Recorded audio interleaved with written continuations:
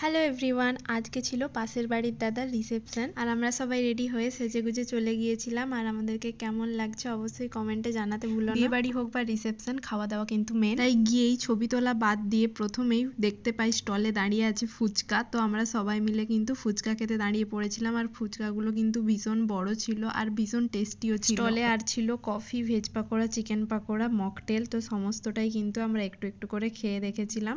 এরপর আমরা সবাই অনেকগুলো সুন্দর ছবি তুলেছিলাম আর তারপর বসে পড়েছিলাম খাবার টেবিলে। প্রথমেই দিয়ে দেয় স্যালাড, কাসন্দি আর চিকেন সাটে। এরপর ছিল রুমালি রুটি আর চানা মশলা। তারপর দিয়ে দেয় ফ্রাইড রাইস আর চিকেন ফ্রাই মশলা। আর ছিল চিংড়ি মাছের মালাইকারি। তারপর ছিল ভাত, ডাল, চিংড়ি আলু পোস্ত, কিন্তু আমি এগুলো কিছুই নিইনি। আর ছিল মাটন আর চিকেন, আমি তো চিকেন নিয়েছিলাম। আর রুমালি রুটি দিয়েই কিন্তু আমি সমস্ত খাবার খেয়েছিলাম। আর শেষে ছিল চাটনি, পাঁপড়, রসগোল্লা আর সন্দেশ আর একটা লাভলি আইসক্রিম। আর স্টলে ছিল পান। ভিডিওটা ভালো লাগলে অবশ্যই লাইক করো। দেখা হচ্ছে পরের ভিডিওতে।